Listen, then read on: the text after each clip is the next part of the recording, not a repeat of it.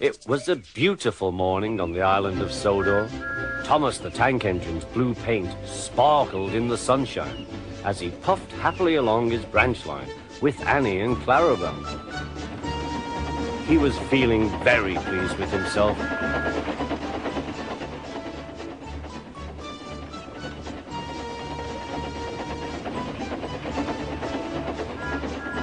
"Hello, Thomas," whistled Percy. "You look splendid."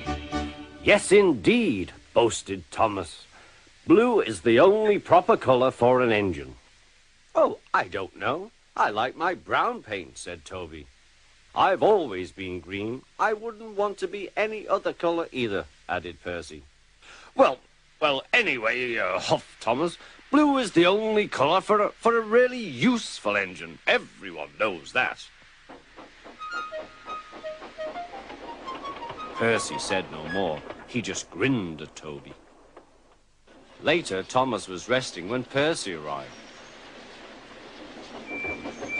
A large hopper was loading his trucks full of coal.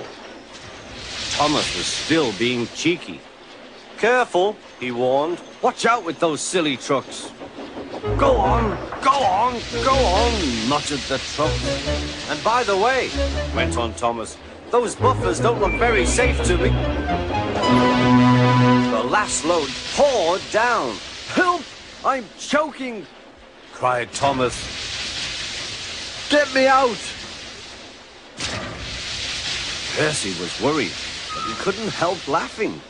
Thomas's smart blue paint was covered in coal dust from smoke box to bunker. "Ha ha," chuckled Percy. "You don't look really useful now, Thomas.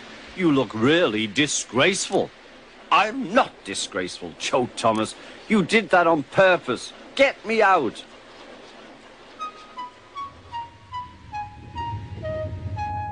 It took so long to clean Thomas that he wasn't in time for his next train. Toby had to take Annie and Clarabel. "Poor Thomas," whispered Annie to Clarabel. They were most upset.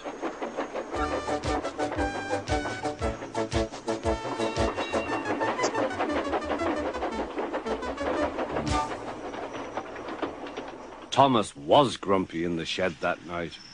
Toby thought it a great joke, but Percy was cross with Thomas for thinking he had made his paint dirty on purpose.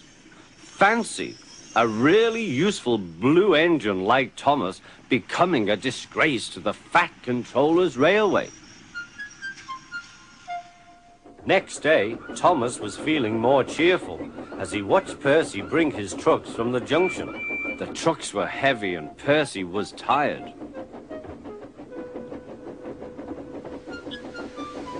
"Have a drink," said his driver, "then you'll feel better."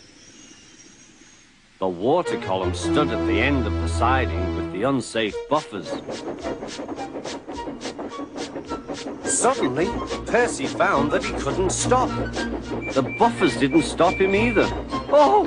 wailed Percy. "Help!" The buffers were broken and Percy was wheel-deep in coal. It was time for Thomas to leave. He had seen everything. "Now Percy has learned his lesson too," he chuckled to himself.